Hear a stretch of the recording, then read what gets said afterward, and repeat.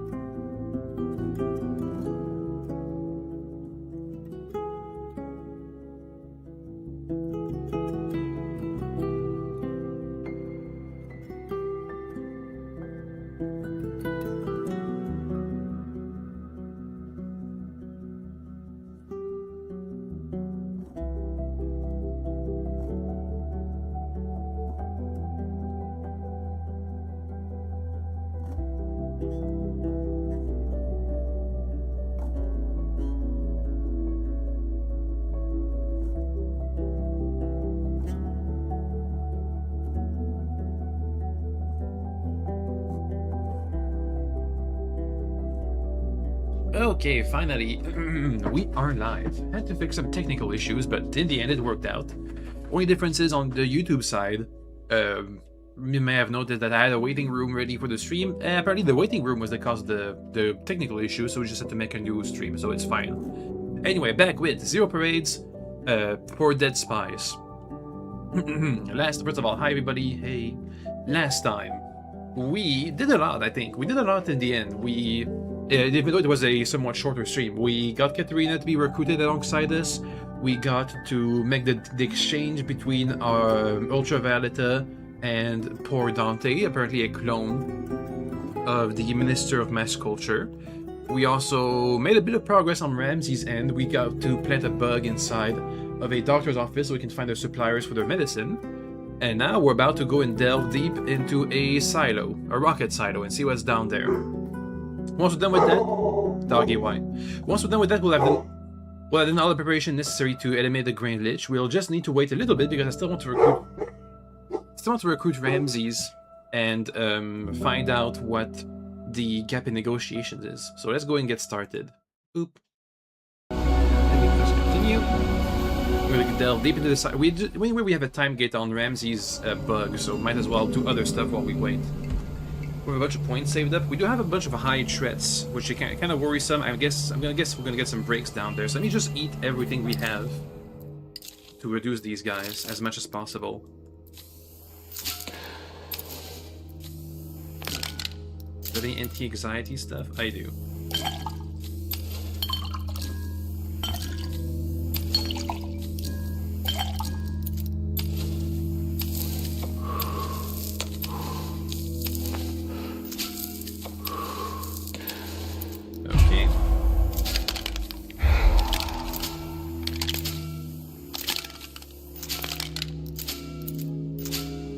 This is gonna get.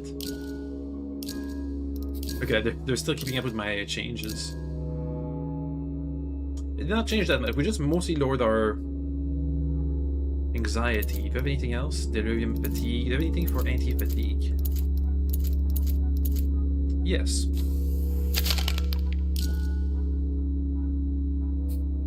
And now anything for anti-delirium? Yes. Good. I think that'll do. It looks like I've broken the delirium is 0. Looks like I've broken the display, I'm gonna say. Let's go.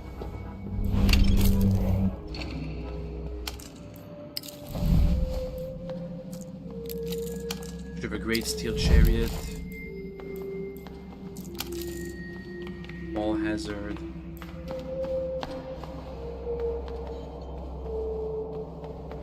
Looking for some documents or archives. Personnel files, a ledge we can jump over. Shaggy wig and a false beard for more cold read.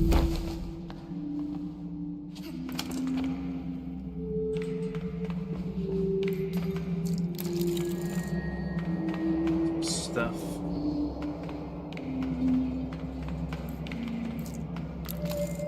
Thanks for recent edition. We're supposed to meet somebody down here. A mystery person. Inorganic decay. Alright.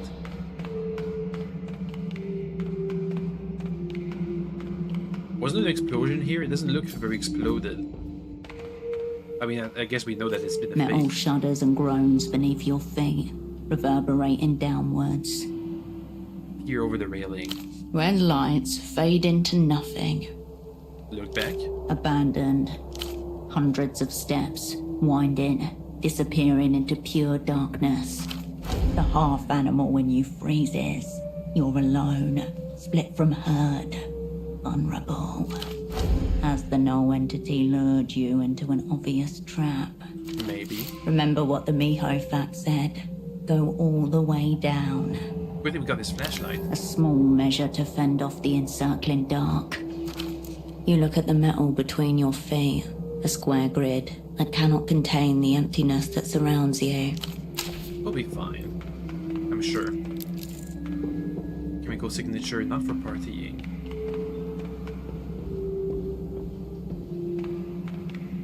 Oh. Hello. Now that's a stride. That's a grand stride. Right there. Up and down 6 times. Could go another 10, I'm sure. Cardio grandpa. Oh, hey, bud. Now, how'd a friendly face like yours end up here? Just doing a bit of urban exploring. Now, what you want to do is a bit of urban exercising. And take it from me, this is the best place to do it. Best stairs in the city. Right here. What's so great about them? Down and down they go. Greatest stairs I ever saw. You ought to give them a try. I guess we will. As you consider the stairs, a beer bottle clangs against the railing, smashes. The old man laughs. You know, it's nice to have company. Good chinwag helps stimulate metabolic ignition. Okay, so apparently, he's thinking that talking helps with his start cardio. Do you know who Mio is? Miho? I knew a Miho once. Big-time negotiator from West Codia. Put away brandy like a man. You think she's down there? Unlikely, I'd say. She dropped dead at 60. Heart attack. On account of the brandy. That's unfair to the brandy. Swore off the stuff at 45. Past 50? It's not a fair fight. I'm looking for the archives. Afraid I can't help you, bud. Dang it. I usually run down and come right back up. But I'd assume it's one of those doors further down. I think we can figure out what he's doing here, but let's ask anyway. Beautiful place, isn't it? I come here regularly. This here's the perfect spot to run mitochondrial apoptosis drills. Isn't it a bit inside though? Nicely observed, bud. Thanks. See, concrete's great for radial gut flow optimization. Plus, all the empty space helps with glucose reverberation. No better way to torch all that nasty glycogen. Really. So you're working out. I am practicing full spectrum autophagic cardio incineration. Pump up the heart rate until weak organelles and grief proteins burn right up. Full somatic reset just by running. How cool. Okay, that's how you make the voices go quiet. Get rid of those, and the 4th aperture opens wide. Makes you appreciate beauty all over again. Hardly anything he said makes medical sense. It barely makes linguistic sense. I'm glad you're being healthy. Healthier than healthier, my friend. I'm post-healthy, if anything. Obliterating myself with regularity. As the saying goes, pain is just the body flushing out stories it shouldn't have been told. Sounds like another flavor of getting drunk. Where'd you get that? That's from the tough cycle full system flush. Sweat, cry, piss, shake, ascend. No wonder you're hoarding emotions in at least 6 zones. I'm a bit worried about you, bud. You remind me of the old me back when I was working. And that's no way to live. But you used to No work way to for- live at all. I was an interzonal man right up until 81. Consultant class. 2 decades in foreign hotels and meeting rooms. Another- Harmonizing standards for partners. Getting Portofino ready for the big leagues, you see? The lady upstairs was also a big hitter real estate agent, I believe. I mean, big leagues. Joining the developed world at long last. Decades of work. Sweet Nestor set it all in motion. One could say it's still in progress, but I had a small part to play. I'm a bit of an interzonal moment myself. Oh, I noticed. Bags under the eyes, awful complexion, vending machine died, I'm guessing. For me, that all ended when I heard Rimtuff speak. Who? No need to be childish. Who? An athlete, author, visionary, found one of his discs in my hotel room. Figured it was junk, something to fill the silence. That's when I heard. You don't have a buddy. You are a buddy. I started doing lunges across the carpet, right then and there. I kept listening, and that's when it happened. I smiled. Middle of a lunge, legs shaking, sweat pouring down. Half a mini bar bottle still in hand, just smiling. Next morning, I called the boss, Told him I was done. Sounds profound. What could he say? I had made up my mind. And why are you worried about me? Slumped thoracic spine, for one. That's grief pooling in the vertebrae. You're a bit pale, too. Capillaries holding on to despair. But the biggest problem's obvious. It's your lungs. You're dealing with a lot of anticipatory shame, aren't you? That stuff pulls up in the alveoli. If only. There's plenty of past shame too. That must be a mixed bag of shame, really. Situation is worse than I feared then. I hope you don't take umbrage at my words, bud. I remember the days when bad thoughts slipped in right through the weak fiber.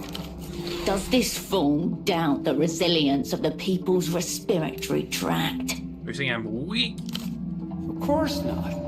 I'm only talking about your fibers. And the lungs, too. It's those shallow, pathetic breaths that give it away. Okay, sure. Whatever. I'm glad to hear it. Of course, if you have any doubt, we could put those to rest with a little sprint around the loop. Oh. The top floor, when you come in. That's the loop. No gadgets, no props, nothing but raw athletics. You tell me when you're ready to run. Dark side work, Animal Unchained, the Diva footwear. Let's go, 80%, 5 or above. Run! 1, 6, we got it. Diagnostics complete. Ligaments primed. Heart rate nominal. Joints lubricated. Adrenaline and dopamine surge initiated to maximize propulsion. Awaiting signal. Thank you. Oh, yes. Ready, steady, go! Go! That's not even the fastest they can run. Warning. Vertical drop ahead. Torque and acceleration throttle due to survival drive. Provide vocal input to engage. Ultimate overburn. Witness me! I guess we did it. Run. Complete. Desired performance achieved. System switch into reward mode ++. Yay. Enjoy the endorphins.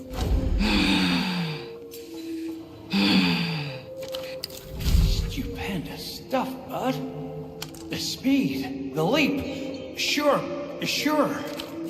But the magic's in the keeping on, isn't it? To keep being stubborn against the world. Got a new thought out of it. What is it? The trials for the human race. Coordination potential +2 +5% movement speed. Whenever fatigue is elevated, we gain action. That's awful. That's awful. We're gonna get action elevated all the time. That's just a trap to get debuffed. Hell no. For a 5% movement speed bonus.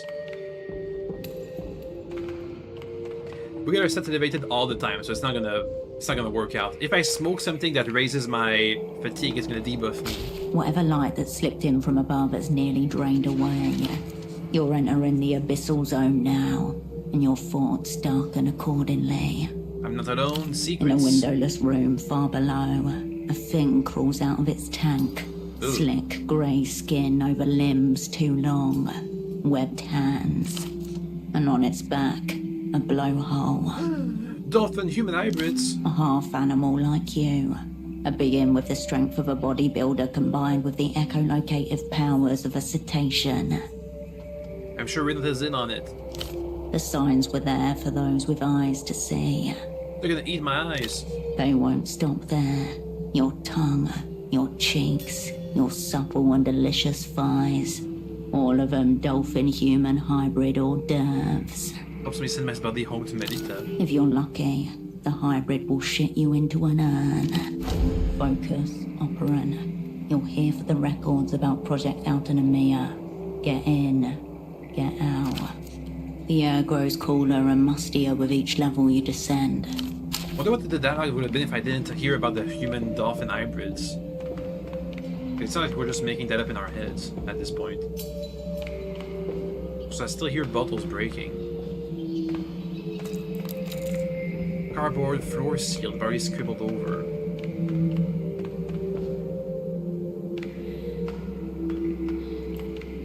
What do we have here? Propellants.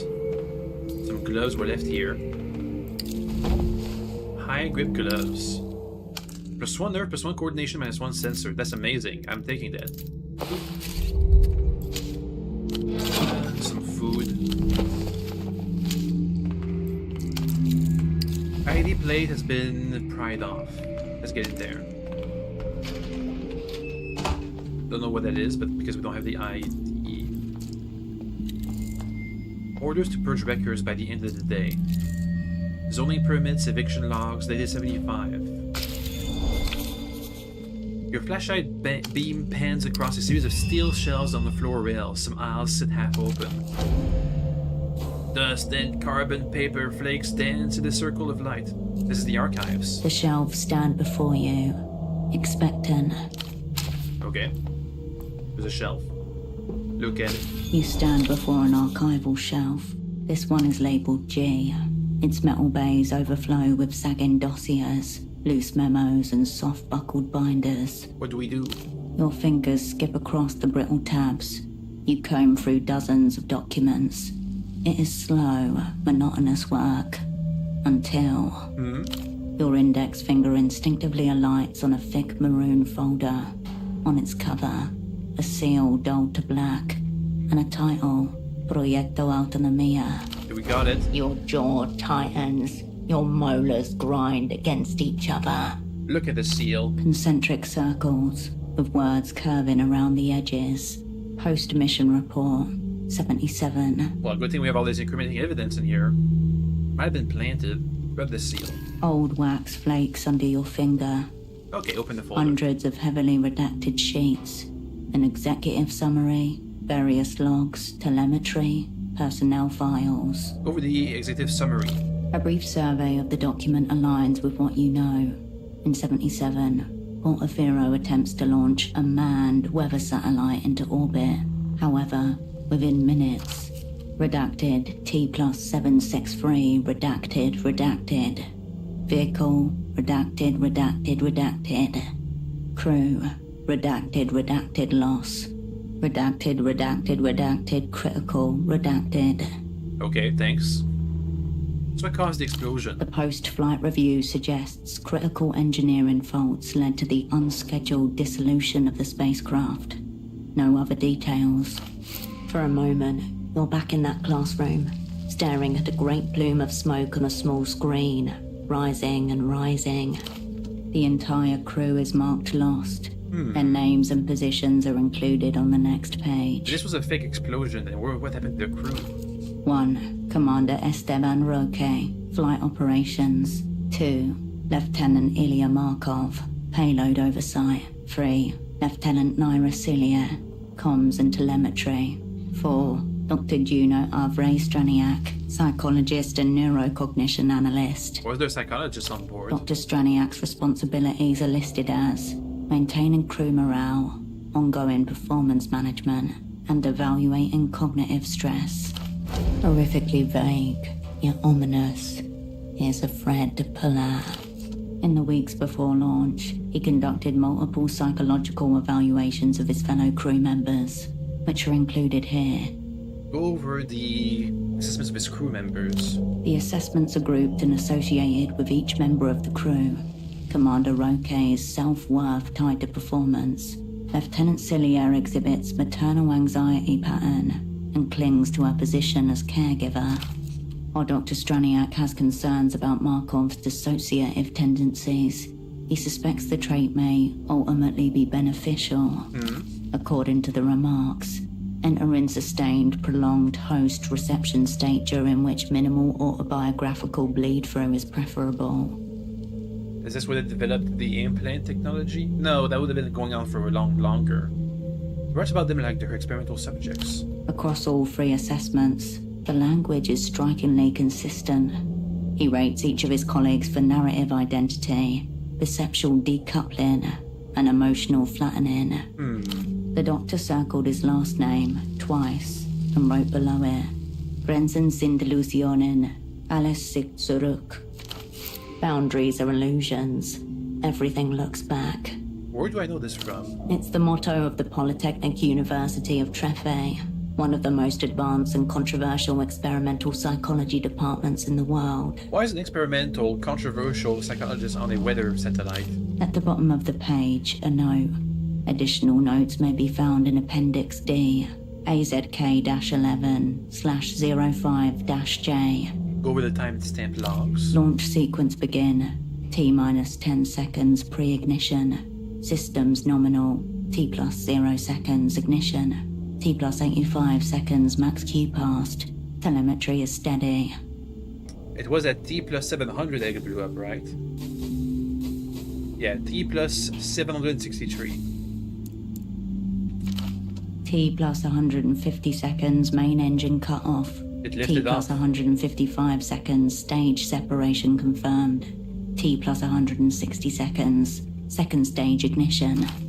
Eyes meet across the cabin. The same terror and wonder reflected as metal screams around them. It's lifted off already. It blew up mid-flight. After 2 stages. T plus 243 seconds. Readings remain optimal as the vehicle ascends. T plus 260 seconds. Redacted. T plus 271 seconds. Redacted. T plus 292 seconds. Reception lost. End. Maybe there is no space above. That's what they discovered. Wait, something's not right. Didn't you see a number that went much higher? Yeah, I just looked. You flip back to the Blah, blah, blah, blah. redacted T plus 76. Look for more. Tucked in another page's corner, among unlabeled indices and hundreds of references, a table of timestamps. Plus 848 seconds. Redacted, redacted, redacted. Plus 1,987 seconds. Redacted, redacted, redacted, redacted. Plus 1 day, 1 hour, 12 minutes and 34 seconds. Redacted, redacted, redacted. And at the bottom of that list, Maybe faking an exposure to the rocket was a better solution than revealing what they found in space. plus 12 days, 21 hours, 53 minutes and 33 seconds. Getting strange. By the final timestamp, a footnote pointing to a document. See SUP Housekeeping and Transmission Storage, HKT-04/17-E. That's what we're looking for. It must be here somewhere. Look for it. You go over what feels like every folder on the shelf. Nothing matches the reference ID. The other shelves around you seem to lean in, as if expectant. Time to do some You let archive the old- digging. Next. You approach 2 large archival shelving units labeled B and C. Pressed close together, they sit on recessed rails. Labels. According to these labels, shelving unit B consists of additional appendices, while shelving unit C is devoted to housekeeping and transmission. Alright, we got a couple of labels to look for. The exposed side of shelving unit C is nearly empty. Just a few emaciated folders and spiral-bound reports. If what you're looking for is still down here, it must be on the other side. Pull them apart. No joy. The old metal groans, but does not budge. Hotwire the shells. We don't have a good technofix. How am I gonna do this thing? You run your hand along the darkened gap and discover a small metal latch linking the 2 units together. Easy peasy, like unhooking a bra.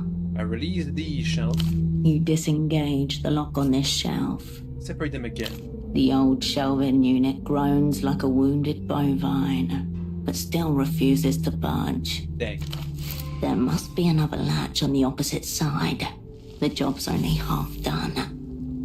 Let's see if I can get any bonuses to Technoflex with my The clothing. control... Do I have any debuffs right now? Yes. Let's have the other glasses then. This gives me another debuff. Let's have something else. Any more debuffs? No. Any items to help? Yep, Technoflex. Any clothing to help? Yep, Technoflex. That should be a lot of buffs. Let's see. You approach it. Sands. Oh, my flashlight is out. You approach shelves B and C once more. 40% chance. We just got plus what? Plus 3 or plus 5? That check. Any more? Poetics. Personality. Sensors. Records. Any more Technoflex? Plus 1 Technoflex. Plus 2 Technoflex. Okay. You approach shelves B and C. Or above. We got it. Oh, 6. Okay, whatever. You pop a small hatch open and slip your hands into the warm cavity. Inside, a motor sits exposed, humming lightly. Nice. The rail bus connector links every shelf here via the tracks. Force them into maintenance mode and their contents are yours. Go ahead. Tinkerer's choice. Sure, the diagnostic spins. You look for a loose screw along the panel and quickly find one. A few twists and it's yours. You place the screw horizontally across 2 safety pins, bridging them. Around you, motors begin humming in unison. Unseen locking mechanisms come undone. Easy peasy. The shelf slowly moves along the rails. As it settles into place, its neighbor follows suit, clearing the way. Much louder than you were expecting. It's fine. Applause yours. Let's go back with normal clothes and not this abomination I'm wearing. Pants. No helmet. My coat. That should be fine. You approach the open shelving units. Newly disturbed dust hangs. Yeah. The shelf is thick with nearly identical records. Special plastic binders, meant to contain paper records and disc-based media. Got 2 things to look for. Your fingers race across the files. Already expert at this. You take a mustard yellow record from the shelves. The reference ID HKT-04/17-E looks back at you. Inside, you find a single sheet of paper is neatly folded and affixed to the disc with a rubber band. Might need the disc. Remove the sheet. The rubber band is brittle and dry. It practically dissolves as you pull the paper free. The text reads, Summary of Contents, Transmissions from Satellite Autonomia, 16 Decatos 77. Under additional comments, someone has added, all contact C-17 deck. Crew presumed lost. Refer inquiries to redacted. So the trail ends here. Examine the disc. Its casing is yellow. The disc inside nearly white. It's not like any other you've encountered. Project Autonomia final recording. Your part in this exchange is done. The null entity had better come through. It will be a relief to get out of this place. I guess we'll have to try and read this disc before we give it away. Can I examine it? No. Oh. There is nothing more for you. I know there's another appendix we have to look for. There is nothing. Okay, well, I guess we won't be looking for the psychologist's report. You face shelf G. You let What's down here? the control unit idles in its cradle. Lights soften to a tired glow. No reason to fiddle with it at this point. Thank you for your service. Oh well. Let's keep going down. We got what we wanted, but we still have a contact to meet. Oh. It all happens in milliseconds. Dang A it. sharp blow to your elbow. The flashlight flying out of your grasp. An instant of sheer confusion before the panic can kick in. In an instant, all the air in your lungs evacuates. Only then do you realize something has struck you with great violence. Get your bearings. Or react. Exert, get your bearings. Bad, good, good! We got it. Somewhere inside you, a cool hand flicks a switch, and all emotional response goes dead. Time to examine your situation dispassionately. On the floor, belly down, diaphragm convulsed by the blow, unable to breathe. You feel the weight of your assailant on your back. That's a really pair of bad. hands pats you down.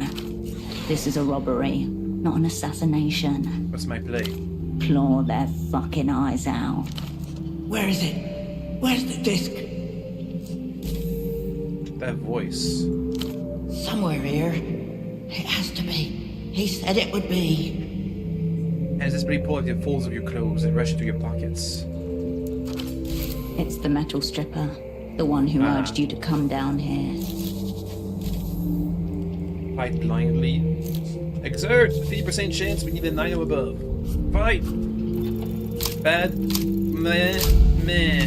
We got an 8, that's instead of a 9. You bark and snarl, but your opponent is stronger than you, and she has your arms pinned to your side with her legs. No, it's you, Copper Huffer. Where is... You feel a tug as she begins to pull something from your pocket. Kick! A lightning bolt of pain shoots up the back of your leg as the struggle sets off a cramp. Ow. Suddenly, the weight upon you disappears as your opponent dismounts you. Give chase! You bound to your feet, but immediately crash into some hard object. Dang it. The footsteps patter away into the darkness. All right, gang, just breathe. Let's take a moment to gather ourselves. Am I alright? You take a quick mental and physical inventory. Operant status, ready to shuffle your way back into cold storage. You have just been caught off your guard and mugged by an insane woman at the bottom of an abandoned silo. You will need some time to process this. The room is empty. Your assailant is nothing more than the clanging echo of her steps on the metal stairs above you. Did she take the disc? You pat yourself down and look through your pockets. The red disc you found on Pseudopod's body, and the copper springs. She took the wrong disc. There are no common muggers at the bottom of abandoned rocket silos. This was targeted. Good thing I have so many discs. If so, that possibility is no less unnerving. Several people know you had the red disc. No one knew about that space disc. Something slippery and muscular squirms uneasily in your gut. She left something behind. Look. It's a paper bag, somewhat wrinkled from your attacks, with a rectangular aperture like a mailbox slit cut into it as an eye hole. Bag man. The metal stripper kept talking about him. At least you have a lead, of some kind. You should return to the surface, Operant. You have questions that need answering. Before that, we gotta continue. Let's have a meeting to take place down here. Ooh, a bottle. Yoink. Lucky bottle. View item. It's empty. Okay, I guess I'll take it. I come in handy later. Sub-level 4.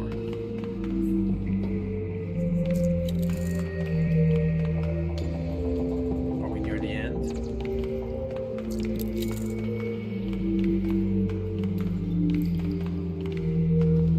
What would have happened if I managed to successfully fight back? Oh, this place has lights. Butane, I could have dates. Black tape. A mattress. Something's been jammed.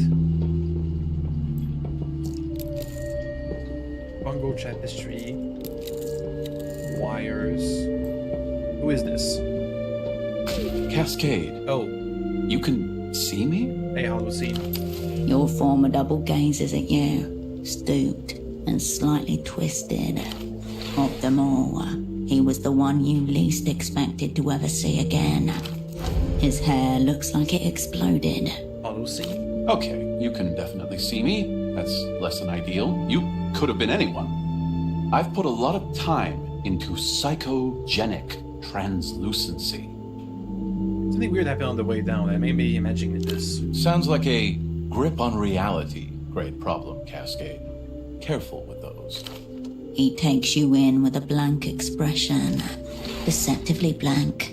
Just behind, his perfect memory ticks and whirs like ancient clockwork. Thanks for enduring the stares. I'm aware they're significant. I'm glad my facts reached you. I assume you destroyed it post-reading? A document tastes better when it's extra sensitive. So you're MIHO? No, I'm Holocene. Miho is a concept. I suppose you could say I'm a representative of Miho. Why did you just put Holocene at the end? Come on, Cascade. Operational security. Finds me the least insecure method. It makes a copy for a start. Well, I was hardly going to phone you. And you're not exactly psychically equipped to receive an astral projection. We should get to it. The dreaming glass is already mid-tilt.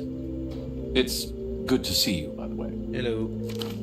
A brief grin irradiates his pale face. What is Mio? Monaxial intelligence and hermetic operations. Keep going. Your former double stares at you and lifts his eyebrows slightly. A long time passes. It's an acronym? Is the hermetic part because you live alone down here like a hermit? No.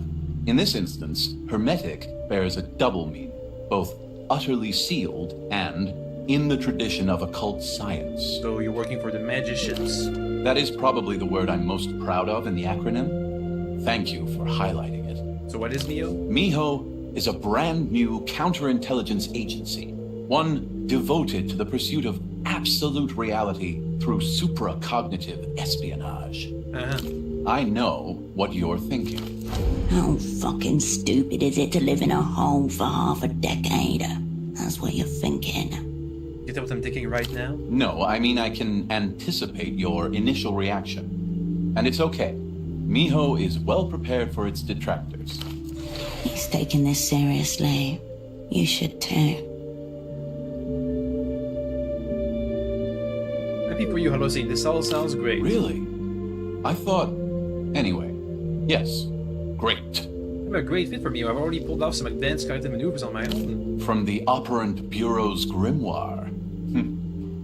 Advanced is doing a lot of heavy lifting there. They should drop that, and maybe drop the cognitive part too while they're at it. I mean, come on, Cascade, it's the opera. But sure, do tell. I held up the psycho mirror to a sedatic interrogatrix. Fellow traveler. One of the oldest in the book. And? Did you crush the enemy? Cut my pain in half and held it to her. The Remembrancers send their regards. Snagged on a memory. A pleasant one. Well, it's not that this world really does have psycho magic or whatever that is. Miho will certainly take it into account. So you're in charge of this Miho thing? You are speaking with its director, yes. Anybody else? Due to security and communication concerns, Miho's director is also its sole representative. Miho is gangless. Front of the bus. No friends. A one-man intelligence agency. Typical Remembrancer histrionics. So just you. Just me. For now. It keeps things intimate. It keeps things secure. I can declassify documents just by thinking about them. How advanced. This would be excited about the new agency. How do you mean? People get very fired up about their new thing. Well, to be honest, Cascade, Miho's development, while advanced, has stalled somewhat. But maybe that's why you've appeared. I mean, with an H in the Miho. The H stands for hermetic, as I said. Also, I do not recognize Herschel as a standalone entity. Okay, whatever. I concur. So what have you been doing down here? A while. There is a new mutedness to him. And new shadows too. It's just a short-term arrangement. How are you surviving? Joylessly. You get out? Much too busy getting in. His skin has the color and consistency of chalk. I'm surprised you're still alive. Why? How long has it been since the fallout? 6 months? 5 years. 5 years? I could have disinformed an entire state security service in that time. Uh-huh. Are you sure you're here? I also considered suicide, but, you know, the sixth type of ambiguity is my least favorite. Sixth type. Something really, really, really, really, really, really ambiguous. Which one is it? A statement signifies nothing, which forces the reader to invent their own meaning. likely at odds with the author's intent, if indeed intent was present in the first place. A classic. It is very good to see you, Cascade. So what happened? This. I had to escape the Weeping Eye's blast radius, so I reckoned with our dismantling by going solo. Are you sure you didn't make contact with the opera? Of course they did the very opposite. Their telephonic arch-narc, Melita, was nowhere to be heard. Whoa, easy. That nickname is offensive and unapproved. Why would they do that? You'd have to ask them, and then assume the opposite of whatever they tell you. So, got any neighbors? Abortive dreams of space conquest. That's about it. But all entry points are monitored, if that's what you mean. I have the description of every individual who has made it down here since my arrival. Anyone important? A composite of adventurous teenagers, the occasional vagrant seeking shelter from the cold, only to find himself more cold. The only regular is the cardiovascular grandpa, who tries to stave off a fear of death by running up and down the stairs. I'm sure it doesn't help. You caught any with any of the crew? Look around you, Cascade. Not many catch-ups going on 200 feet sub terra. I called it on Ramses. Alive? Yeah. I assumed he would have killed himself by now, given his condition. Highly suspicious that he hasn't. Etsy is an emitter now. Siding with the enemy. Inevitable for someone like her. I can only imagine she's also gone full war crime denier. She's married now. I can. I always thought Estot carried an undercurrent of primal sexuality within her. Barely domesticated. Irresistible to some. Okay. I was always able to control myself, of course. Far be it from me to lose my mind over an erotically charged older woman, especially a fellow colleague. An asset, no less. Okay, so he wasn't in... Okay, I see. Fuck us. He's been down there a long time. Tempo 16-year-old girl now. Interesting persona. And in its own way, appropriate. Karina's in a bad way. Torture? A lot of it. Unfortunate. And concerning. What I'm hearing is that she should now be considered a potential enemy asset. She's young, Cascade, and malleable. Too late. You always were too naive when it came to kindred. Okay. That is quite the something, yes. You've been asking me when they send me back. The specifics are irrelevant. You've been sniffing the opera's glue again, Cascade. My nose had ran with stuff. They've got you on a new assignment already. I can practically smell your singed ion channels. They begged me to come back. And you didn't think to question this. I apologize for being dismissive yet accurate. Why have you accepted this almost certainly doom-sealed assignment from the Operant Bureau? Atonement. A set of tastefully chosen apology cards would have been easier. The cosmic point. My own loyalty to the opera is irretrievable. I wrote a thesis on this exact subject, actually. You should read it. I'm sure we can get it back. He rummages briefly, then produces a formidable stack of jaundiced paper, the size of a small cat's coffin. Does it have a title? It has 3.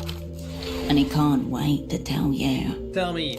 Opera Furiosa, a close reading of the Operant Bureau and its contradictions, or Strewn in Constellation, Second Thoughts on the Collective Frontier. Decent. The third title is cipher encrypted. Don't worry, the rest is plain text. Take it. As you've probably gathered from its aura, this is a thermobaric grade explosive document. Do not let it fall into the hands of its very subject. I don't care for meta texts. Okay, so you don't want to work for the opera. Whatever gave you that idea? Yeah, the giant thesis? 862 pages of beclowning. True, I will never again work for the opera, but I would be open to an interdepartmental collaboration between the opera and Miho. Okay. I don't know, Cascade. You tell me. All I have is some critical information to hand that you have yet to ask me about. Information? Information critical. I've discovered who betrayed our whole sick crew. That is important. You hear his words, then unhear them. Old wounds split open within your mind. Are you between crosshairs? What have you missed? What has the other not missed? Uh-oh. And the last question, always the last. How much of the world is in on it?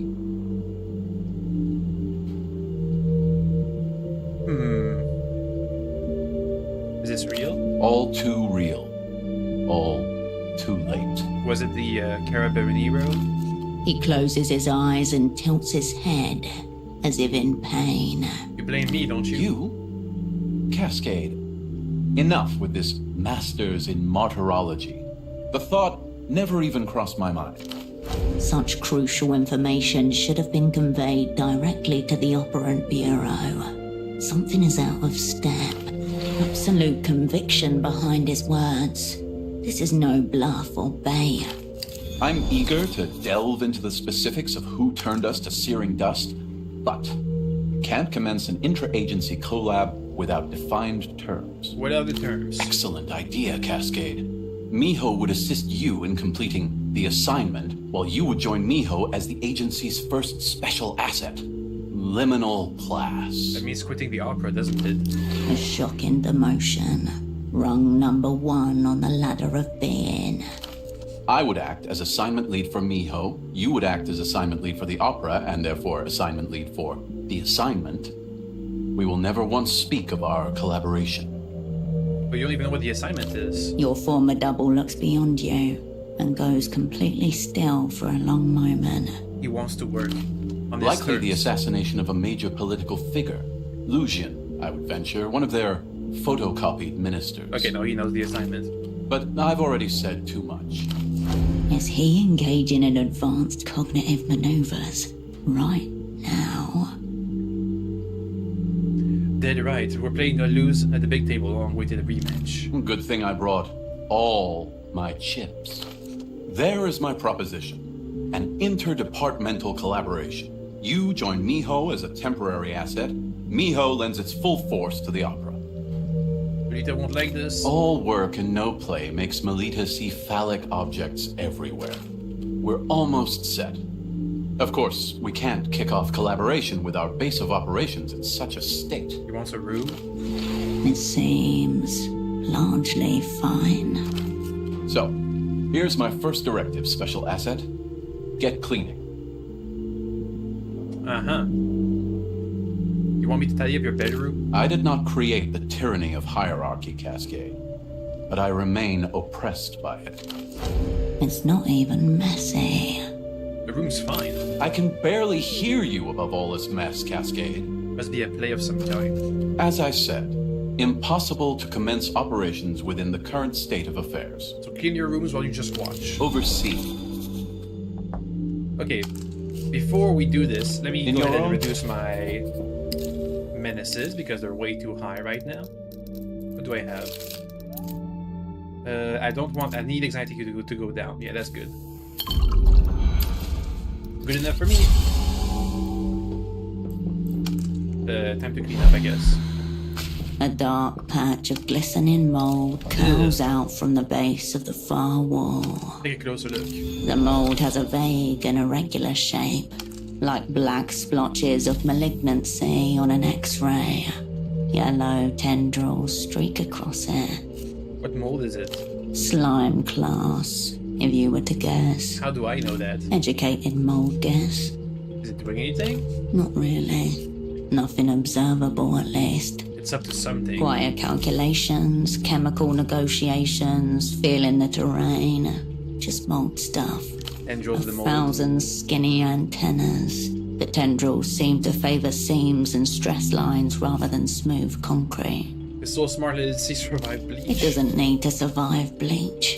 It just needs to grow where bleach is not. All over the mold spreads. The denser part sits low, where the floor dips slightly. From there, its growths fan out and up, thinning into forking strands. Look up. Tucked into the upper corner, an old ventilation grill, square and rust-rimmed. Definitely came from there. It's just a little coward patch, nestled in the corner like it's hiding from you. Squid You try to conjure up cross-sections and ductwork. It's not an infestation, just a lonely smudge of dark damp with zero ambitions. Collect a sample, 6 or above. 1, we missed. Good thing we have 5 skill points. You steady your grip and ready the business end of the multi-tool. The tool jerks forward, so you overcorrect. A wet strand arcs up, yellow, viscous, a rope of living glue, and lands directly in your mouth. Honestly, I think I just swallowed some mold. Nothing to be done, Cascade. It's breached the epiglottis by now. It's also about the least interesting thing in here, in my... 5, get a sample. We got it. Yay. Didn't even need to go to get another You skill slide point. your screwdriver just beneath the edge of the growth. Scoop it up. You tip the mold into a nearby container, frail as ash, then pocket the sample. You should take your tiny hostage to a medical professional and get it assessed. You Okay. turn away. Next. A silver brick, foil wrapped and creased with factory precision. You recognize its dull sheen and shape instantly. A ration pack. Beneath the word Cosmo Comeda, a grinning cosmonaut, one gloved hand giving a thumbs up, the other squeezing purple paste from a tube into their mouth. We have a disadvantage right now? What is it? Hey. From... a thought. 33 minutes. We'll be fine. We can wait half an hour. These missions are good. Produced by a company called Vanguarda 79, it claims to be the food of the future. It's 96. The best futures are preserved. This one comes freeze-dried, sealed in foil. How many do we have? Tossed in the corners, clotted beneath furniture, dozens upon dozens of silver packs, glint in the half-light. This is a man with a system, a tried and tested one. He's been down here for years. 5, to be precise. You went east, he went south. Don't look at him. You hear your former double shuffle behind you and rub a hand through his massive hair. Check the expiration date. Even though Cosmo Comeda claims to be the food of the future, small print on the packet reads, Best by Hebdomus 84, 12 years ago. He's subsisting on these alone. Are you sure? Check out the info on the pack. Heat stamped in pale blue, weight, pack date, and manufacturer details. A company called Lockley and Refnor. Precision engineered beyond the coasts. A triumph of international cooperation. Is this... He can't be eating this, can he? He found himself a little world, newly terraformed. All his, and no one else's. He's his own man. And if he ever wants to leave, the stairs still work. Take some ration packs. There's enough in this box for a month of austere survival. Take You one pack. pocket the freeze-dried rations. Please, help yourself, Cascade. Your former double shakes his head and mutters something under his breath.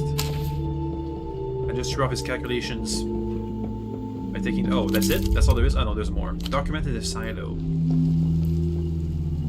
A typed page lies upside down in a stack of similarly formatted files. The cover reads, Remote Viewing Testimonial, N28. Remote viewing. A fringe psychic art. The ability to view an unseen place or thing via a sense beyond the standard 5. Is this how Holocene located you? Can Holocene remote view? At the very least, he is RV curious. How did he know I was back in town? Your former double catches your eye, then looks down and pats the floor with his shoe. Good job, Cascade. Getting the hang of it. What's testimonial say? It seems quite compelling. The 56-year-old woman was partnered with a trusted friend as a target selector. She then described the site of a decade-old plane crash in great detail, while her friend was physically present at the location, 2,000 miles away. Unprompted, She also gave specific, accurate descriptions of the aviation accident itself. Huh. The testimony is light on cause, but it involved the collision of 3 separate aircraft. I would be surprised if in the real world intelligence agencies also try to work out all possible manners of occult, magical, or extra-sensorial methods, even if they don't work. At least exploring them. 3 planes of collision? 2 passenger airliners and a military jet. That seems very unlikely. Exceeding bank angle, increasing engine noise. Exceeded, not enough. Calm, calm. This is it. Oh, please, God, oh no, I can't see. 16:44:54. End of transcript. It feels like... We have one more thingy to look at. Over there. A file stamped with Miho internal report lies on the desk. Below the stamp, a heading. Project Eschaton. Intermatter phasing conclusions. The rest of the cover is obliterated by warning labels. Also, please excuse me if you can hear any background noises. Eschaton. You have no idea what the word means, but it lands with a pleasant heaviness. Ah, that was nice. Lowered my anxiety a whole bunch. What's intermatter phasing, Holocene? Exactly what it implies. Solid matter moving through other solid matter by phasing with it on a metadimensional plane. Thanks, Holocene. For example, as it pertains to the Miho zero-hold report you've just discovered, the psychogenic passing of human body through cement wall. Did he phase through a wall? The file is dense, tens of pages long. There must have been at least an occurrence of some kind to warrant such a file. Did he run face first into a wall? Cascade, I asked you to clean up, not compromise the agency. If I join Mio, can I look into this? Entirely dependent on your career progression. But after 5 years or so of service, I think things would look promising. What can I say, Cascade? I'm a stickler for the need to know. Okay, I didn't get the debuff out, but at least I got a bunch of buffs. Oh. There was barely any mess to speak of.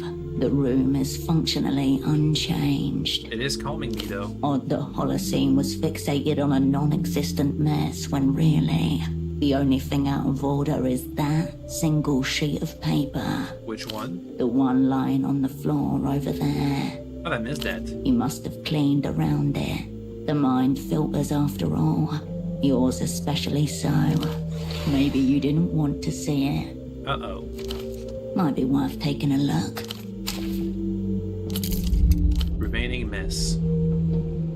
Please don't make me do A the sheet step. of thick paper lies on the floor, folded in half and partially covered by shadow. That must have been his play for me to look at this sheet of paper.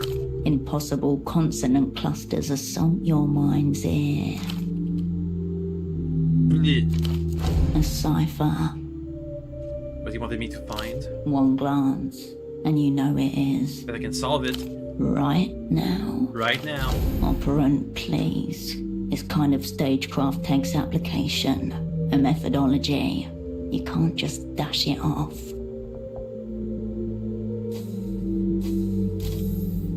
If I can do it quickly, I'm not interested. I'll get someone else to solve it for me. I'll figure this thing out later.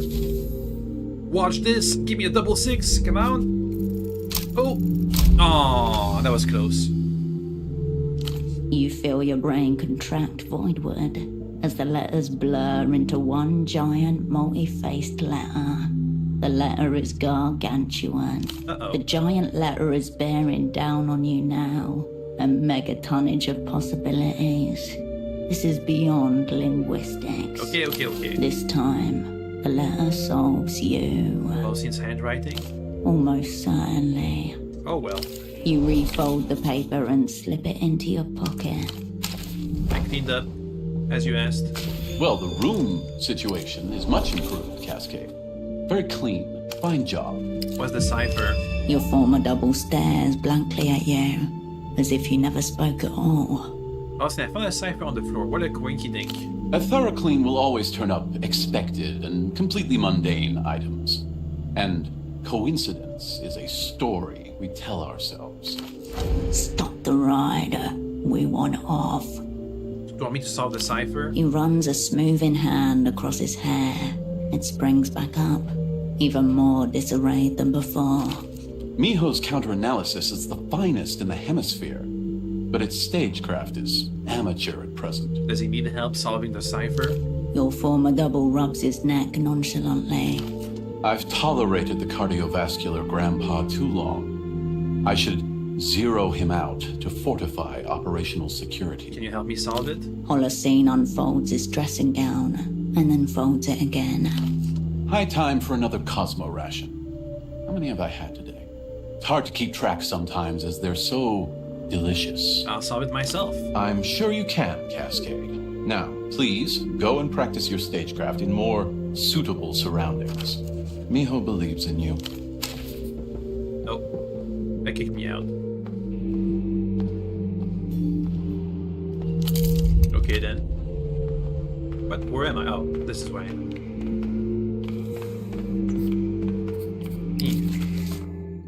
Let's try and solve it. The block of aggressively unintelligible text covers the sheet you picked up from Holocene's floor. Through it, a shadow text is threaded, one which may rise to legibility at any moment. Read it again. The text from Yamoxiron. This is an entirely different beast than the Rosetta Cipher pseudopod left you. Where'd they even start? Do the work. This is a discipline you have been initiated in, at least in theory. All minds on deck, gang. Big thinking required here. Go over the principles of code breaking. Most ciphers are substitution ciphers, solvable with a single keyword or phrase. If you have it, you're set. If you don't, you need procedures. Bigrams, trigrams, character frequency, index of coincidence analysis, tables, and more tables. Tables. More than you can possibly imagine. More than Battletech? Character frequency. Certain letters appear a lot more than others in any given language, both alone and in pairs. Ah. Knowing which and spotting them as patterns, even when the letters are encrypted, is the most basic tenet of code breaking. Index of what was it?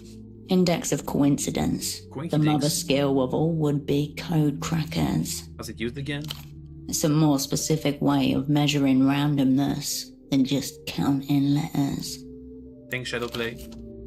If a keyword has been used to create a polyalphabetic cipher, then comparing indices of coincidence across variously sized samples of letters will tell you how many letters are in the keyword. But why?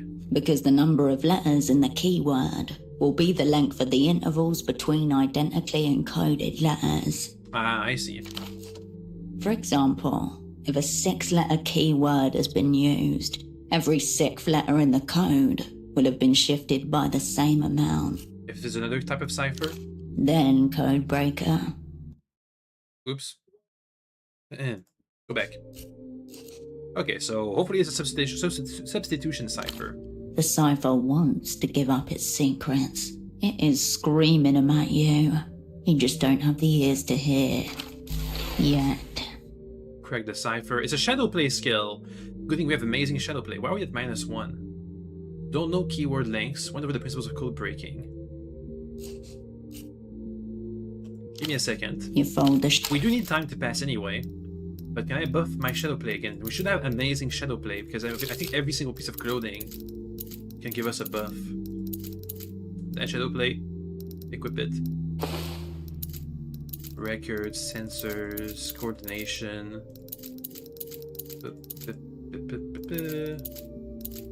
Then check his shadowplay. That's fine, we already have a +1 from this one.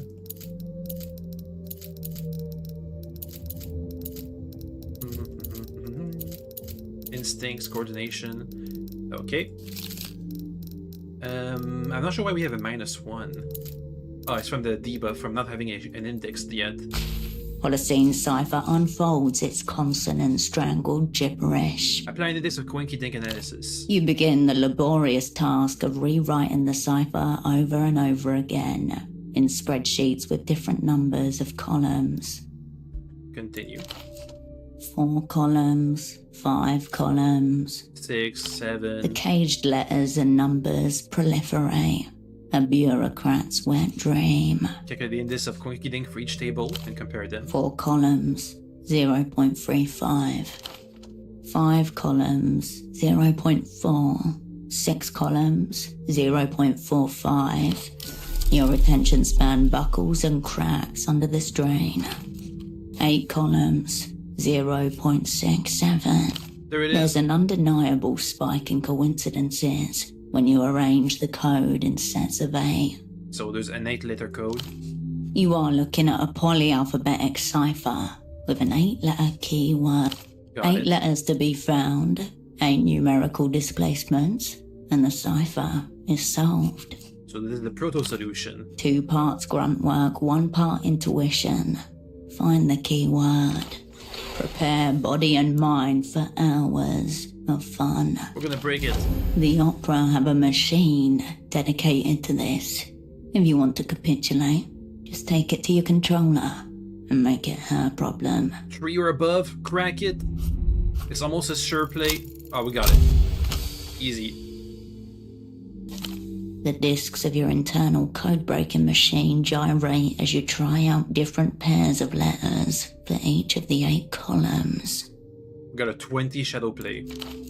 Every once in a while, one clicks into place, and recognizable pairs of letters emerge across the text. U's become T's, I's become H. And momentum is gained. Every new discovery facilitates the others. The letters give themselves up one by one, a series of little surrenders.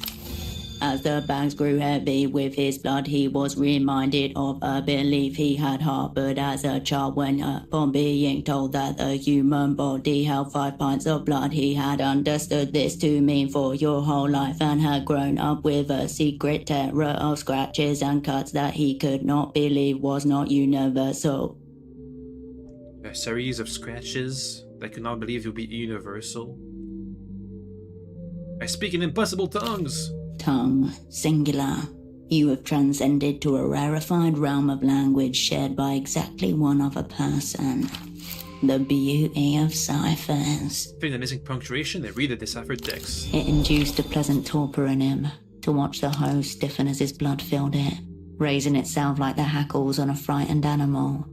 Suddenly, however, he detected a sensation at first unexpected, then terrifying. Counterflow. A portion of his blood was swimming upstream, a swarm of red-black clotted eels trying desperately to remain inside of him. A memory is knocked loose. It's a scene from Holocene's favourite novel, a science fiction offering, with elements of horror. Blood type Hecatomb. It's almost as if Holocene knew you would cross its path. Well, Holocene encrypted a passage from a mass-produced novel that I found in Renault's place. The answer is in the book. The text was only part of the cipher, the meta layer. In the book, then. You put the cipher away with the Do I have the book on me? I forgot if we picked it up or not. Ultraviolet postcard. There it is, Blood type Hecatomb.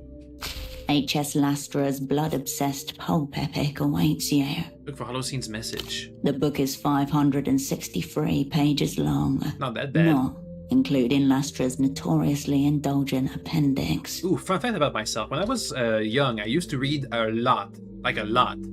And I would never, ever, ever use a page marker or a signet or anything. I would just quickly, through reading, regain the page I was at just by flicking the book and reading a couple words on the page to see if I've seen that page or not. I'm pretty sure it's how I developed my strong memory over time. Better start at page 1 then. I can't read the whole thing. Cascade, stop. Yo, Don't overthink this. how are you talking to me? I'm not. This is just a real-time memory dissociation, conjured from the fringes of cipher-induced mania. Thank you. A likely story. More likely. He's viewing you right now. You don't have to read the book. You just have to read the cipher. And that very particular chapter that the extract is from. Can you just tell me? This is old news. You've cracked this stupid cipher. Keep, I've already bested that thing. You bested the directional text that led to the cipher's true key, blood type hecatomb. Also, Cascade, this is the easy part. Act accordingly. Easy. So like, alphabet but reversed. The letters are backwards or something. Not remotely. But take heart, Cascade. This final form is a playgroup cipher, stomping around in its baby shoes. Find the chapter in the novel that the passage of text is from. Then consider the letters in groups of 3, let's say, triads. Thanks for the clues. For each triad, take each letter's numbered position in the alphabet. The first is the page number, the second is the line number, and the third is the letter number. An example. Let's use the last triad of the cipher, MBP. Why is he starting at the end? 13 to 16. 13,216? No, we're looking for letters, Cascade. MBP becomes 13 to 16. In other words, page 13, line 2, letter 16. You are now replete with the requisite mind tools. Time to give this cipher what for. Sharpen your tools off of each other. Put them both together. Your former double's carefully placed torches will catch a light. An ancient map to the catacombs of meaning. Thanks, Hallucine. No response. Okay, bye. Your memory conjuration has gone dark. All message conveyed. He has cut the psychic link and stopped remote viewing you. Okay. You look at the cipher and the book next to each other. One short and erratic, the other lengthy and considered. You skim the book and find the relevant chapter, which turns out to be a particularly bloody scene deep in the Act 5 climax. Then, taking the first letter to be a page number, the second to be a line number, and the third to be a letter number, you begin. The first letter is I. I'm not doing The second letter is B. B is 2, I is... I'm not gonna count. Onwards, you follow Holocene into the wilderness of his favourite book, the true subtext. Effortless, nothing but grim inevitability and dawning madness now. The first words appear, IBETR. You betrayed us. Oh no. No, Hallucine. I betrayed crew Miho, compromise from within, direct or melee FID until extraction, beware small controller, I'm sorry. Oh well. I betrayed crew, Miho compromised from within. Director, malafide until extraction, beware small controller. Small controller. I'm sorry. He betrayed the crew. So he claims. Also the cipher claims. Impossible. Pack runner. Close blood. It also doesn't make sense. Carolina was the one who was uncovered in the Emter Batch dream study. And he's been hiding from the weeping eye. Down here. But did someone sell out Carolina? That you never discovered. A paragraph from the red folder flashes redder across your mind. Possessing a monstrous intelligence that rests on hallucinatory logical construction. There's a cry for help. It reads more like a whisper. Home gang really did us in after everything. Took the time to encode the words I'm sorry. It must be an important part of the message, to him at least. There is one other form of communication that traditionally ends in apology. A suicide note. Close read the message. You read the words again, then read them backwards for good measure.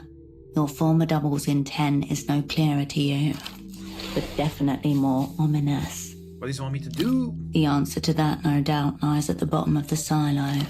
Your eye catches again on the middle sentence. Director malified until extraction. Malafide, bad faith. Standard espionage parlance for contaminated, compromised, or treacherous. Small controller? Decidedly unstandard espionage parlance. Unknown for now. The silo awaits. Oh boy. Let's try and get our anxiety and fatigue down somehow. Fatigue +2, anxiety -3, that's good. About fatigue. Did I raise my anxiety again? Lower it? That'll be good enough so that we don't lose a stat, I hope. Hopefully this thing is gonna be done soon because I gotta go and rest. But I think he betrayed the crew. Maybe he thinks he betrayed the crew. Not by, like, talking with another intelligence agency, but by, like, making a mistake. Kind of like what Cascade is thinking, that she's let them down. He must be thinking the same thing, but instead of thinking like Cascade that she's let them down and she's guilty, he's thinking he let them down, he betrayed them, something like that. I guess we'll see. We don't really have any more information. He's not here.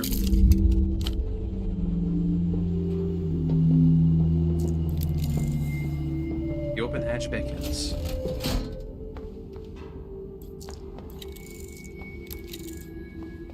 Papers. Hey, Holocene. Flash of a young boy, feet dangling, bracing for a needle in the cold office. A drill. Strapped. Drainage. Yo. Cascade, stop. He lifts the one head not firmly strapped to the cockpit chair armrest. Before you utter a word, be aware that anything you say in my presence, anything I hear, should be considered pre-intercepted by the small controller. What's a small controller? The treacherous entity in my head that is directing my movements, of course. And also my words and thoughts. I see. Oh no. Oh no. Everything is very wrong here. Couldn't agree more, Cascade. The instructions are on the table. Do not read them aloud. No irony here. No dress rehearsal either. You betrayed the crew, but you weren't aware of it. No mere hypothesis. I wouldn't entomb myself in a silo on the basis of a hypothesis, Cascade. Are you sure? A dark night stained with fog. Even the whispers echoed. I met an opposite number from the Weeping Eye on the amputated remains of Reflexion Bridge. I gave him names, cryptonyms, defining features, professions, everything. I advised them to start with Kindred. The most fragile, the most twistable. Before he left, he asked me why I was doing this. I had no answer then, Cascade, but I have one now. This soon-to-be ejected motherfucker clamped to my brain joystick. None of that sounded real. It was a scene from fiction, from an espionage novel. Flashes of Holocene's red folder, monstrous intelligence, hallucinatory logical construction. You made that up. Now he's got you thinking like the rest of them, Cascade. Everything is a fiction. It rose like a necro-parasite from the twitching corpse of history. I was a sock puppet traitor. I betrayed us all. And if not me, then who? Just better people than us? As with any espionage catastrophe, there is no true answer. Or there are 100 answers. That's what's killing him. The unknowing. I had to do it. Very noble, Cascade, but I'm dealing in factual specifics, not emotions. Are you sure? It was me. Identification, then extraction. This is a direct order from Miho. Please. Read the paper. Upon the reflective surface of the table lie a sketchpad, a pen, a strange container, and a crank drill. Look at the pen. A regular pen, thick-nibbed and loaded with red ink. Ah, trepanning, is it? Look at the strange container. Marked with the words Entity Containment Vessel. It looks vaguely space-related. Anything in it? Reddish liquid, but no entities are yet contained within. Look at the crank drill. The crank wheel features a worn logo. now illegible. Rust blossoms in tiny patches along the drill bit. Look at a sketch pad. On the first page, scribbled in hurried handwriting, you find the instructions. The mere sight of Holocene's handwriting incurs a shiver of postcode breaking trauma. I guess we can afford to lose some skill points. I have six skill points in reserve. A bare 14 words. Small controller inside. Locate via remote viewing, then extract. Through dimensionality to analysis. Small control means The traitor within. The phoneless handler. remote viewing.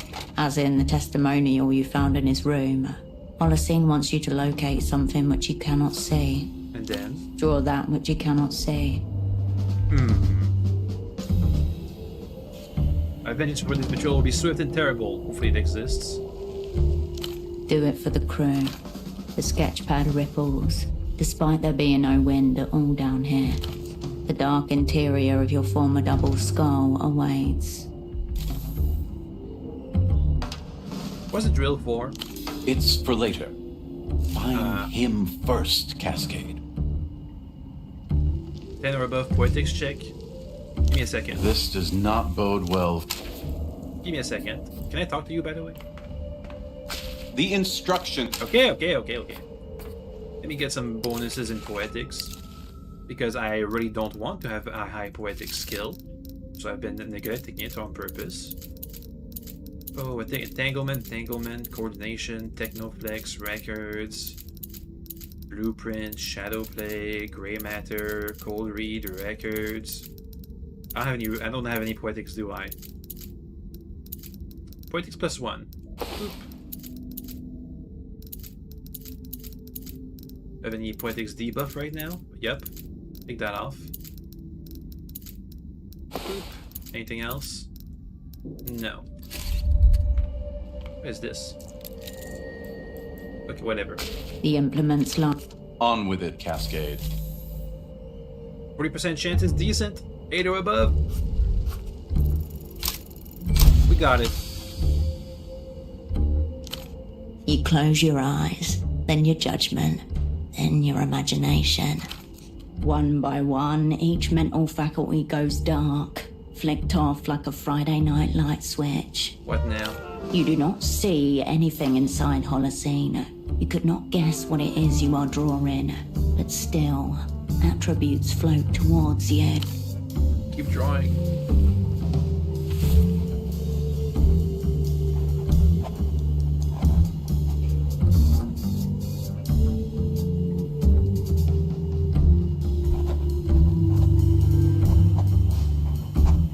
Do it.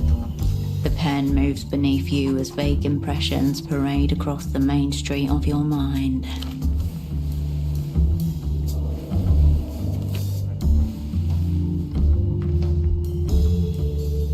And then your hand stops moving, almost of its own will.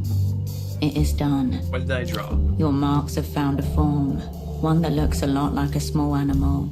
Oval, alien eyes, long, clinging fingers. Cascade, what have you seen? I didn't see anything. You have seen and drawn a tarsia, a crude impression of one at least. I'm not 100% sure I know what I saw, but I've drawn one. It would appear so.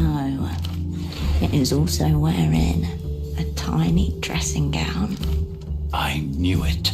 Oh, Good job, Cascade.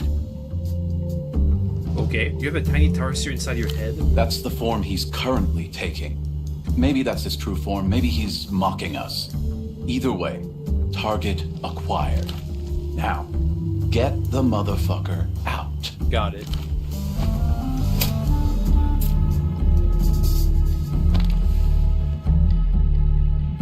A movement so quick you don't even understand what's happening at first. Again. Holocene's arm whips and slams something into his neck. Syringe, free hand. His muscles slacken, his eyes roll wide. In his hand, a syringe of unknown anesthetic. Time to get him out. Warning, train now approaching Omega Station. No return trips scheduled. Scan for a target zone. There, the left hemisphere of his head, the parietal bone, where the mass of dark hair meets the skin. Go with the procedure. The drill speaks for itself. This is the extraction phase. He wants me to drill a hole in his skull and put the tarsier. Correct.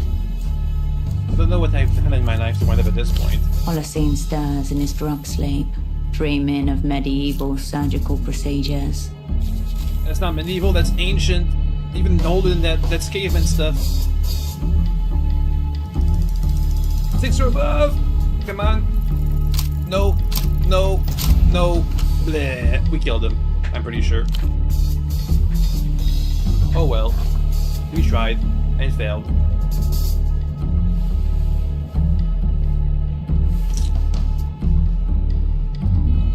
With all the grace of a disgruntled toddler, you blunder forth with your crank drill debut. We were one too low.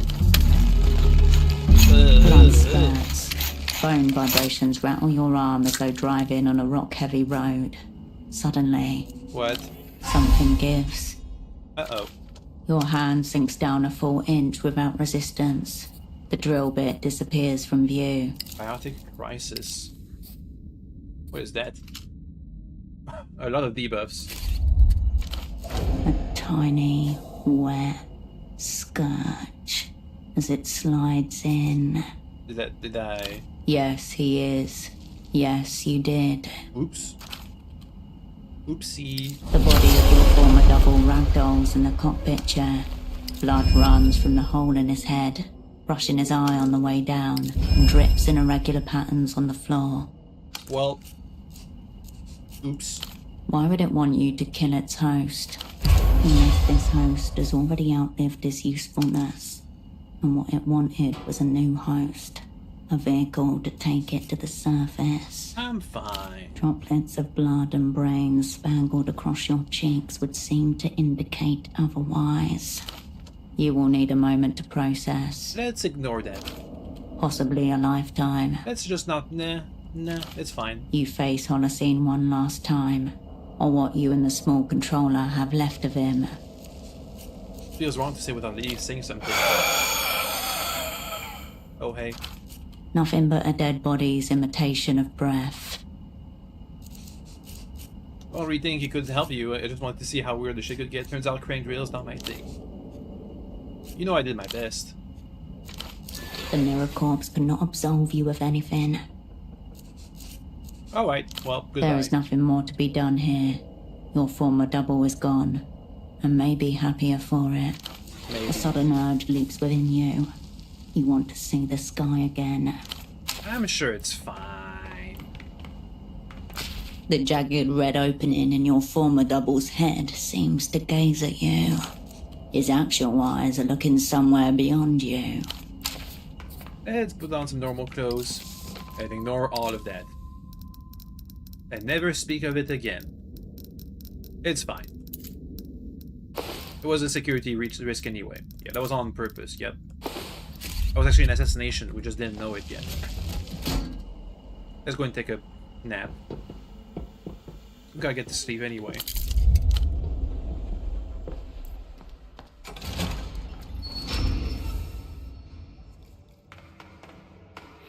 Where's my flashlight? There it is. Time to go back up.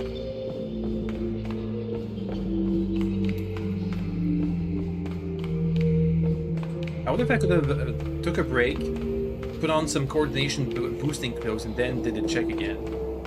Because then I would have succeeded. But I didn't feel right to have the guy under anesthesia and just say, "Oh, give me a second, I'm gonna change clothes."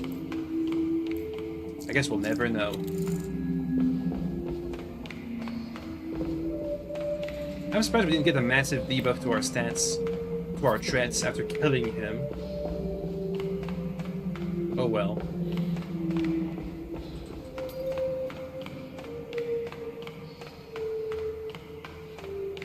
It happens.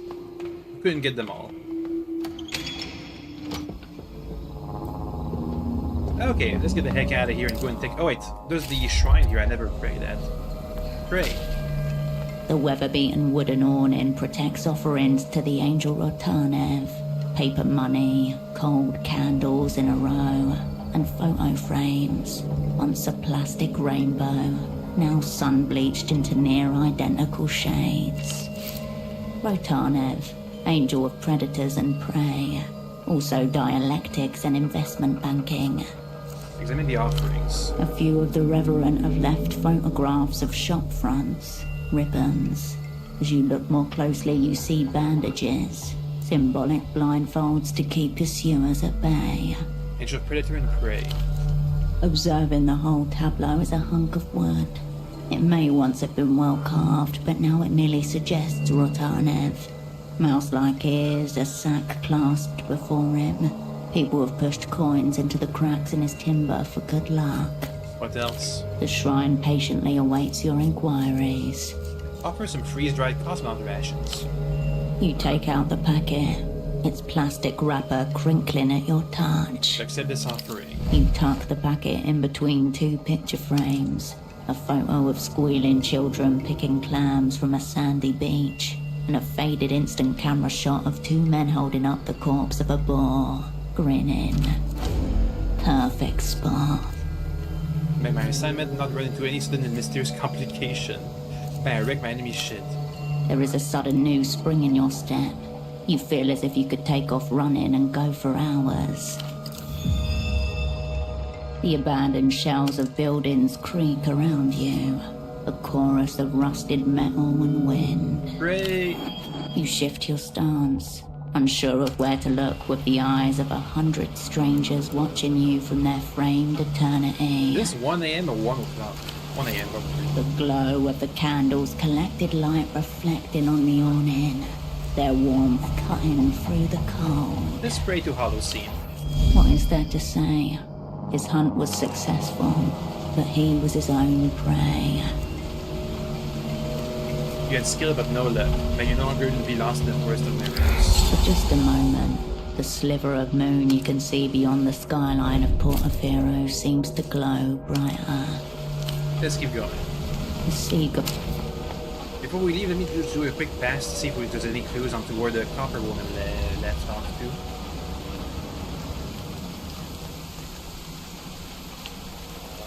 I don't say anything.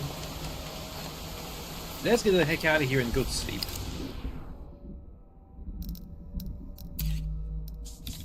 Over here. We're gonna take a nap, talk with Ramses, and then try and look for Bagman's place. Oh, and also we gotta give the heart with the man with no heart the disc. Let's go do that right now. No reason not to. Maybe we already have the information he's promising us, but, you know, might... Oh wait, actually, before we do that, we gotta listen to the disc. If I can. Let's go and take a nap. I don't want my threats to make us lose some stats. Look, around your feet. Ginkgo leaves. Uh-oh. The day has arrived. Already? Yesterday there was a curtain of leaves. Now simply a tangle of bare limbs. On the ground, a pool of golden tears. The signal. For the ritual to begin. Soon the Grand Lich and his entourage will make their secret pilgrimage to the war criminal shrine. And the operant bureau will rise to meet them. Yellow leaves swell about your feet. I need more time. The fallen leaves disagree. The mysterious negotiations deep within the ginkgo's archaic heart have reached their conclusion. This is it. There will be no more time. What now? Your controller needs to know what's coming. She'll want to talk you through the assignment and your chosen squad. From there, the momentum of events will carry you along their current. I guess this is it. Now is really not the time for breath work. The fallen leaves crunch. I still want to see what's inside that disc. I think we're just gonna take the stats loss. We're just gonna eat those. We're not gonna rest. That's too many hours lost. And I won't be able to recruit Ramses. That's gonna take too much time. Let's do some real quick stuff. Anything in the fax machine? The fax machine. Nothing. You turn. Can I listen to the disc in the disc player upstairs? The stereo is right where you left it. Don't play Super Block B, it's gonna explode me. Play the final recording from the Project Autonomy. You slot the disc into the drawer and press play, but no intelligible sound comes out, only static. No use. This disc must use a non-standard encoding method. And You that's step Peter, away from... and Peter's not at the bazaar right now, so I guess we won't be able to hear it. Oh well. Just give it to the man with no heart. Might as well. We have enough people in the crew. We have the time and place. We have a gun. I think we have everything we need for the Lich. We just ran out of time, unfortunately. I could have gone with one extra day. Oh well. Too bad. Operant, you look like you've been put through a shit extruder. It's not over yet. Even worse, you seem to have made the local news. Bagman. The old spy jabs his cigarette in the direction of a nearby television. Subcommandante Bagman has secured a tremendous victory for the bold partisans of the realm. From the depths of the Beetle Tract, a metaphysical superweapon, the likes of which our enemies are utterly unprepared for. I do believe that. He takes a small object from his coat pocket and waves it around. Rather pleased with himself, wouldn't you say? It'd be a problem if I was attacked. If you're capable of facing your reality situation directly, stay tuned. Now let's take some calls from you, dear viewers. How do you know it was But not? let's set side things aside. Did you find what we're looking for? Kind of. Bon? And The project synthesis was what covered. wonders awaited you inside? Project Autonomy successfully put a man satellite into a high orbit. He raises his brow and tilts his head forward slightly. Continue, he's saying. I think the whole thing was part of some kind of consciousness experiment. Trebon, you haven't disappointed, Operand. Out of curiosity, while you were slumming it in the dark, sexy tunnel, did you come across any references to the Polytechnic University of Trefe? Was a psychologist. The eminent Dr. Juno Avrestaniak, captain of the glue-sniffing wing of the Trefe School, so I'm told. Controversial individual. Lots of miscarried ideas about the origins of consciousness. Their standard Trefe thesis holds that consciousness is itself nothing but a thin border, and only recently erected, evolutionary speaking. That's what came before. Lots of competing explanations, take your pick. Blah, blah, blah, blah, blah. That's your so-called conservative wing. Any weirder ideas? Then you have the so-called astrologists, more dippy types, arguing that we used to receive orders directly from the stars. The UR controllers, vast, omniscient, orchestrating the entire human drama. Sounds like the way stars work in the Fallen London universe, when every single star is a god and its rays dictate the laws of the universe.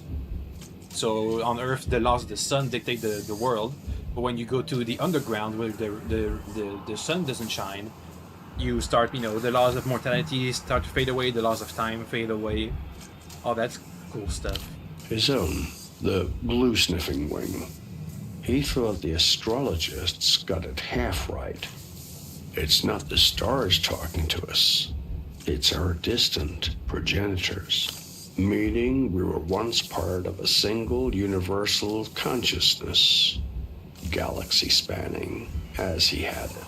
All minds threaded together, knowing and feeling as one. Project Autonomy was Staniak's attempt to reconnect with his ancient consciousness. Yeah, makes sense. And presumably his crewmates aboard this oh-so-secret satellite weren't just up there watching the tide roll away.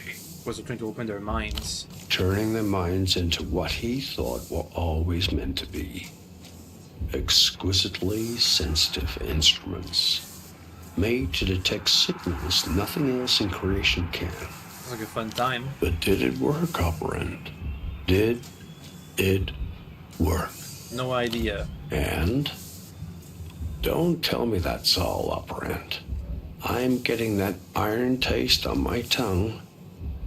There's more. The disc. And you got it. Not sure we can play it though.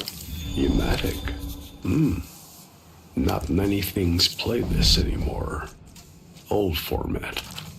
Oh God, it's another stairs-related task coming on.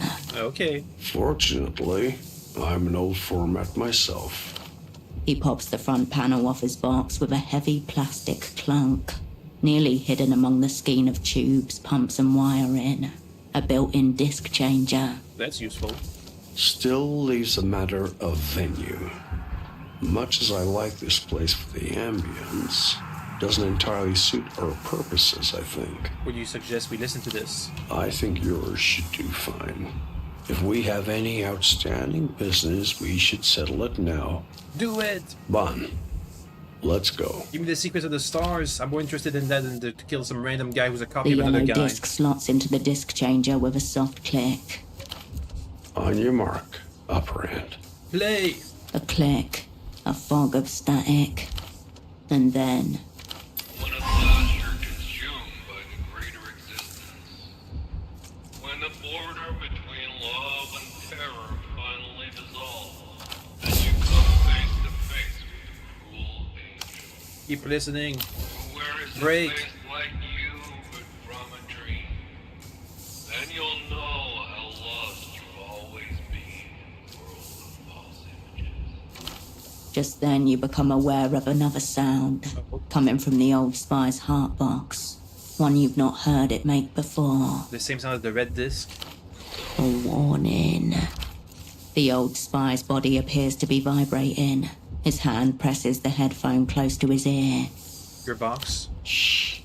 Damn you. Flickering across empty rooms. And when you pass through the door in the air and return from your brief exile. Is this the recording that was on the disc? That made Pseudopod stop? All time and place before you, Luminous. Sense and no sense. Cosmology of a dream you may have lived and may yet live again. I think it's gonna be a game over, but I wanna do it. Oh no, 1 stat points. Get out of here, Poetics. I never liked you.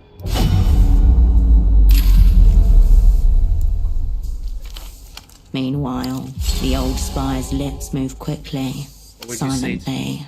What would you say to that cruel angel Waits for you when they ask what you've done? with your heart. A blizzard of electrostatic, then nothing. The air is heavy, your chest tight. You've been holding your breath for approximately an eternity.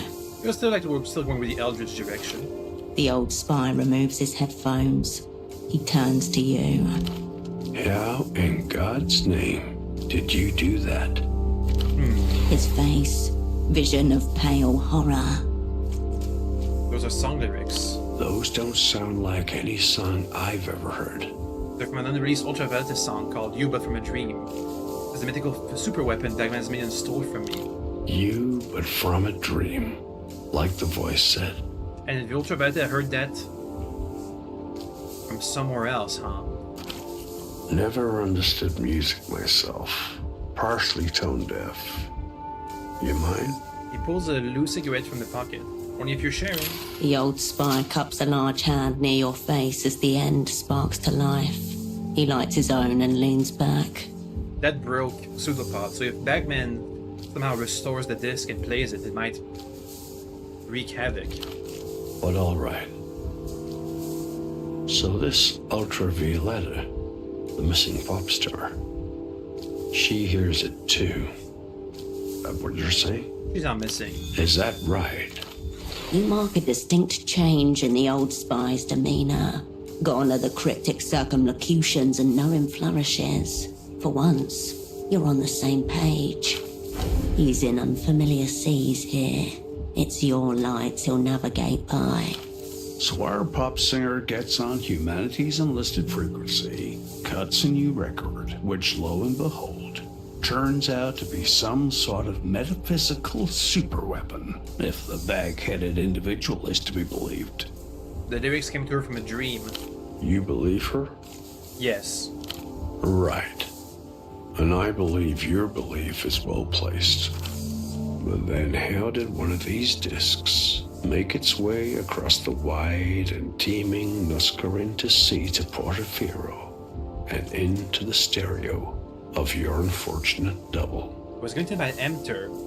An enter operant stole a Weeping Eye disc. Strange.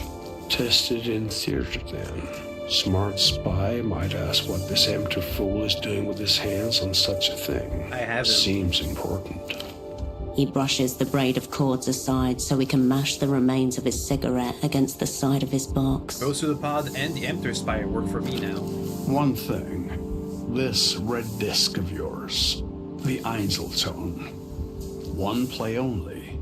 That's the deal. It's possible to recover it. Now this fool with a bag on his head claims he's managed to reconstruct this disc, meaning he now possesses a weapon that can melt the minds of his unfortunate viewers or whomever else he decides to inflict it upon. Yes. The old spy nods thoughtfully. A weapon like that, in the hands of an operant with a mind to use it, could be extremely potent. I'm working on a bomb thing currently, but this is a good backup. Can't blame you, seeing how it's currently in the possession of an insane man with a popular television program. Reminds me, your thing. Yes, what this was all about. The Grand Lich's time of arrival. It sounds so pitifully small now. Your thing. I already know. That right? The location too. Tending like all plots toward death. Will be a hell of a season finale, I'm sure. And now, operand, we come to our parting. Luck and skill. A strong draft of both. I guess he'll take care of that disc. He takes up the heart box. His heavy frame shudders with new vitality. I hope you get a good price, operand. The worth of a heart. His heavy steps echo down the hall stairs and then fade to nothing. I guess this is it, huh? Let's call Melita. Also, give that flash I have in my hands. Raw information atomizes itself. Yeah. Cascade. We're all Mel tomorrow. Come into the assignment. Yep. Tomorrow. So that means you got everything in order. Plot, tools, squad. I mean, yeah, basically, we're just missing like a plan. Basically.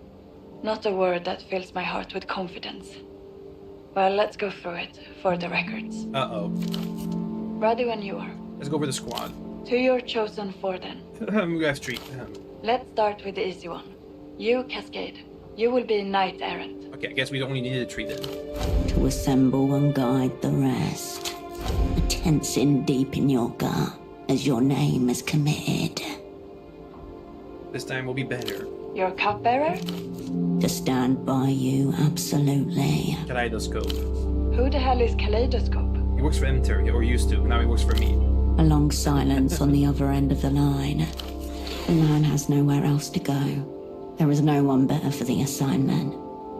Just trust me, bro. Kaleidoscope it is then. Yeah. You're astronomist? To reflect things in a different light. Carolina. Kindred. Lastly, your fool? Pseudopod. For a reason known only to the knight errant. Pseudopod. Your zeroed out double. You're serious? We'll make a good pair. Just as the opera intended. A pleasing symmetry. She likes that very much. So that's Knight Errant, Cascade, Cupbearer, Kaleidoscope, Astronomist, Kindred, and Fool, Pseudopod. It sounds like a hit list. Sounds like a band. What's your take? You can't possibly expect me to offer an opinion on this Kaleidoscope. I've only just learned of his existence. That's just how good he is. Kindred and Pseudopod are mentally fragile, per your reports, but seem very keen to prove themselves. Sometimes that can carry an asset all the way. But this is not my squad, Cascade. If these are the people you want by your side, then I would call it a good lineup. It's what we have. So it is. So it will be. Discuss the plot. Yes. What have you found out? The Grand is scheduled to make a visit to the local shrine to review the war criminals. It's not on his official schedule, to be traveling with a reduced guards detail. Good. Very good, Operant. This is a lot to work with. Hold on. She's writing furiously. The guard detail. What do we know about it? Odai Golem is overseeing the village protection personally. The head of the Weeping Eye is there? In Portofino? They're rivals. Yes. That matches our own analysis. I wonder... He'd want him killed. Cascade, something about this doesn't smell right. It makes me think... It's on purpose. She should call off the assignment. Say nothing. Well, forget it. We've committed to this line of action. Nothing left but to see it through. It's either a trap or a Weeping Eye assassination sponsored. We're gonna let it happen knowingly. Here's my recommendation. Tomorrow morning, you, Pseudopod, and Carolina will travel to the war criminals' shrine by aerotram, as early as you can manage. Might actually be that that's what their plan for the negotiations is, for this to happen, so that they either have the upper end negotiations, or they can dictate the terms, or somehow turn this on the super block. What about Kaleidoscope? Kaleidoscope will follow later, on the same tram as the Lich and his entourage. Good. Once the Lich's aerotram has arrived, rendezvous with your two and plan your next moves. We're leaving a lot to the imagination here. We're going to need a lot of imagination to pull this off. If this is a ritual, there must surely be rites to perform. With luck, you may even catch the Lich unattended. Though I wouldn't count on it. The tools. Right. You managed to procure a gun at least? Yes. Good. So that's covered. Anything else on the subject of tools? I have the old bomb. You mean the 30-year-old opera bomb that's set to detonate to a novelty rock song? That bomb? Yes. I believe the aerotrams in Portofino have jukeboxes in them. If you were insane, I suppose you could rig one of them to play the disc. Maybe it can be a backup. There is something classic about the gun and the bomb. In the old days, operants used to call it the sword and spellbook. I found this pelote ball in the doorway. And? What's that got to do with anything? I mean, I had it. I'm happy for you, operant. Okay. Very good. A heavy silence falls over the line. And after? There'll be no getting out of Portofino by plane. The phones won't be safe any longer. I can get you a boat. Nice. You say that now. Wait till you see it. It's a signals vessel, part of the network that makes your magic box work. It's small. There'll be just enough space for you on board. And the squad? Getting everyone out at once is out of the question, I'm sorry. Your squad mates will have to fend for themselves until we can arrange for their extraction. The same as last time. There will be no extraction. Just a box of tools discarded at the work site. They'll manage. We did it once, we can do it again. I suppose they will. There's a relay buoy in the Nos Correntes, international waters. It's secure and safe. Call me when you reach it, and we'll discuss next steps. You always knew this was how this was going to play out, didn't you? A highly original thesis, also completely irrelevant now. Luck and skill, operant.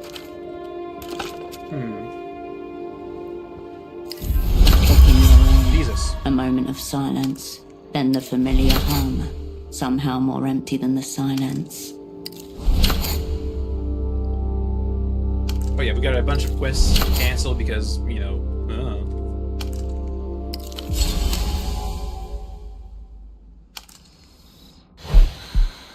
We have 9 skill points. I should probably spend a couple of them.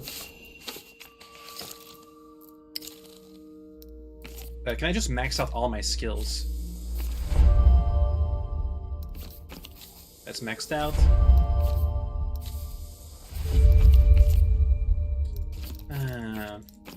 That's maxed out. I can actually go with more points in this. Shadow play. How many? Let's see. 1, 2, 3, 4, 5, 6, 7. I'm not raising that. I'm raising shadow skill, shadow play. I'm raising statehood. And we're keeping the points when we inevitably have our mental breaks. I think we're gonna keep going next time. Shrine to Deathless Heroes. Do you have any specifics? No.